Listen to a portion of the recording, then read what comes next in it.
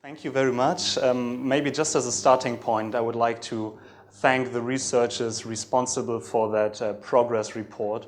I think it was an excellent piece of work, and I think you really put the light on the right spots. So I'm really I was really happy to read it, and I think we should continue communicating about this. And I think especially with Paris 2015 ahead, just 1 year, I think this debate couldn't be more pressing in the current times. So what I'm going to do now over the maybe next couple of minutes is to try and make a business case for energy transition based on the German model.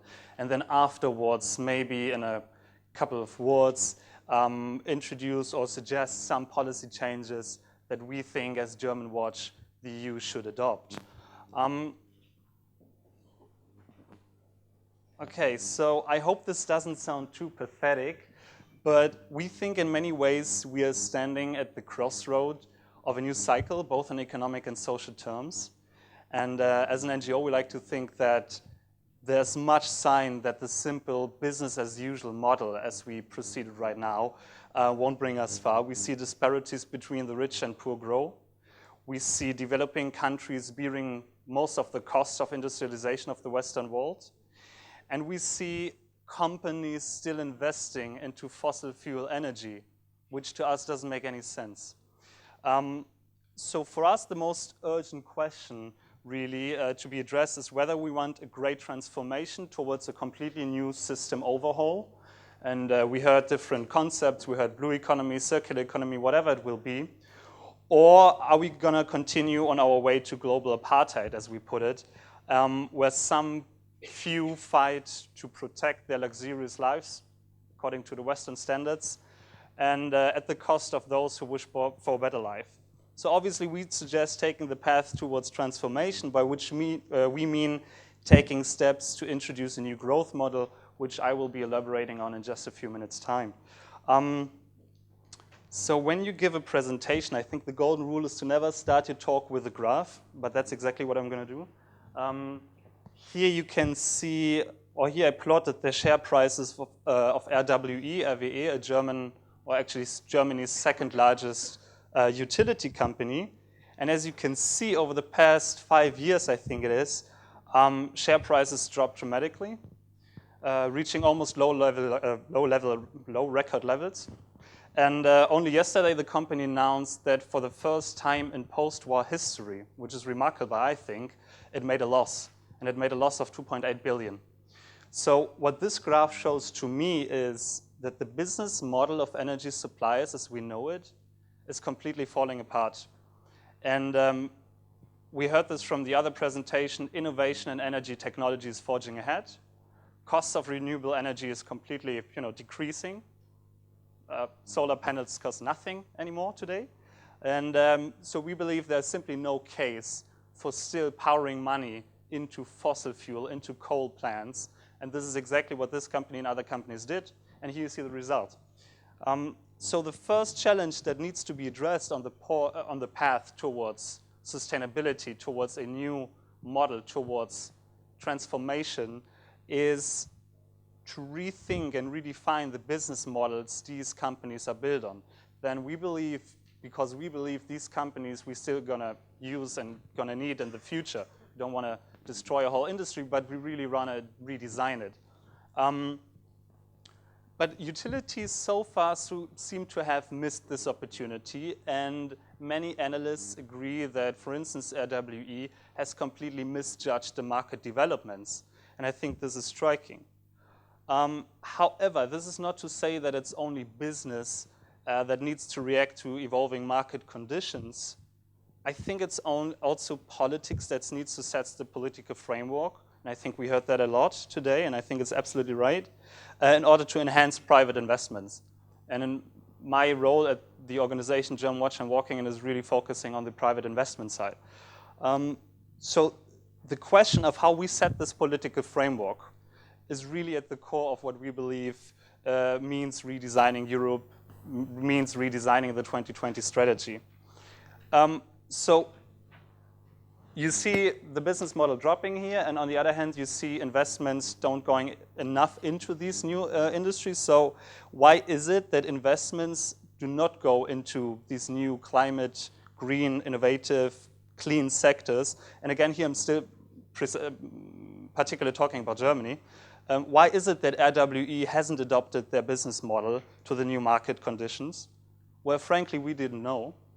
So we went to representatives of the financial industry, big German banks and insurance companies, and simply asked them.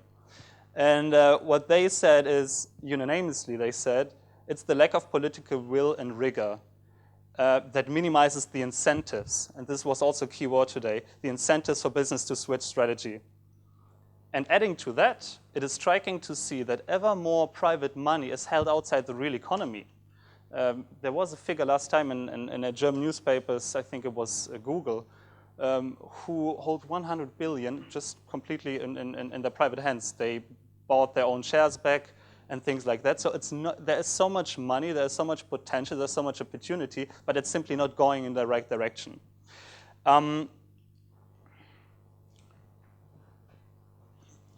And I think we think the key mechanism creating business confidence, because that's what really it's all about, I think, is mobilization of additional investment and is expectation management.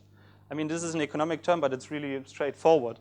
This line argument rests on a result of a study we did, commissioned by our government, and undertaken by one of our board members, Professor Carlo Jäger.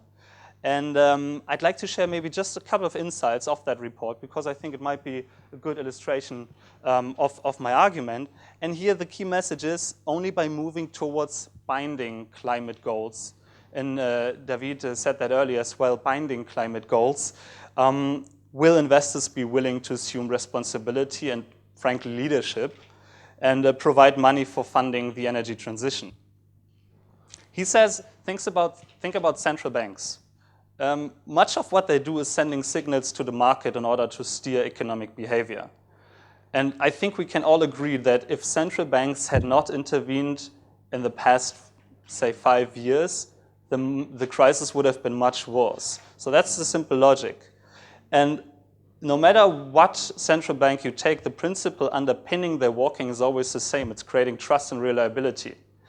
And here's how policymakers could learn from central bankers, we think. Just by setting clear political goals regarding greenhouse gas reduction, energy consumption, and renewable energy, policymakers can manage and stabilize the expectations, which then stabilize investments, which then can finance the energy transition. We have a huge financial investment gap in energy transition. I mean, Germany was at the forefront of the Energiewende, of the energy transition, but we still have much potential lost, especially on the energy efficiency side. And he then goes on and says that in the beginning, only a few leaders will take that risk. It's not going to be a huge number of companies, but a few. But the more and more other companies will step in, this will drive unit costs down and increase competition in the market, and so create growth. And this is precisely what you can see, or this is precisely what happened in the energy solar market. Over the course of only a couple of years, panel prices dropped rapidly, and solar electricity consumption went up dramatically.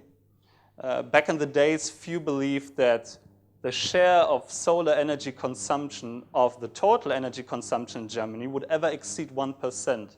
Yesterday, I checked the latest numbers, it's 5%. So it's fivefold that what was projected in past models, say 5 to 10 years ago. I think in the solar industry, about 100,000 jobs have been created in Germany, but I'm not sure about the numbers. But what I can say is that I think a couple of years ago, the German solar industry was the largest in the world, and it's now only second to China because of recent movements there. And then at the end, once market conditions have changed, have altered the way we'd like to see it, we will see first signs of continuous growth, of green growth. I mean, this is our key topic today. And we think that much like the central bank's commitment to keep prices stable, and adhere. The European Union should adhere to its threefold strategy, which is again carbon reduction, energy consumption, renewable energy, and we have to do things. One is to redesign the current 2020 design, what we have it right now, and then we have to go on and make policy choices and think about how we can move beyond that time horizon of 2020. So this was a bit maybe theoretical or dry or whatever. So let's take numbers now. What are actually the things we'd like the European Union to see? As I said, we are an NGO. We think about lobbyism. We think about creating policy proposals and these things. First, we think there should absolutely no doubt about the key common goal, which is to have an almost carbon-free economy by 2050, full stop. This has to be done. If we fail to stick to this goal, then we will see sea levels rise. I mean, we had the projections of Ireland, of Netherlands, of other small countries and islands, especially in the least developed world. So this is the most important general key goal that we always should stick to. And second, as I mentioned earlier, we need to fix the 2020 strategy, which in its current version is simply too weak to be effective. And this is what I liked about the report, because you put light exactly on that spot as well.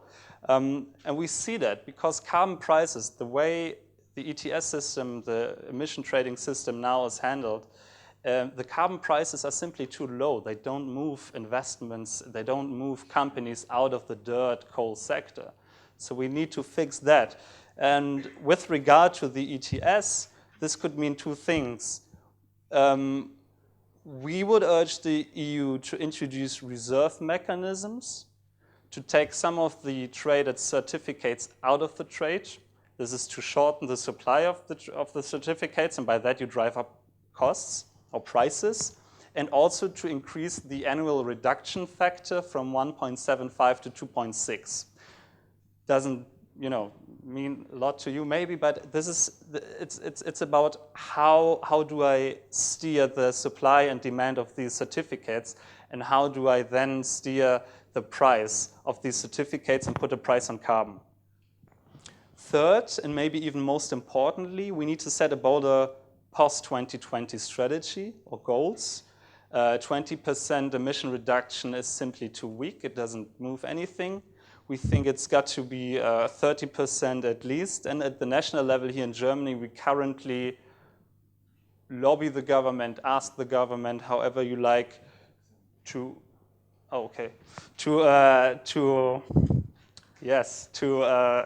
set even higher levels of carbon reduction. I will come to an end. If agreement on all these things can be reached, I think we might still have the chance to limit global warming by 2 degrees.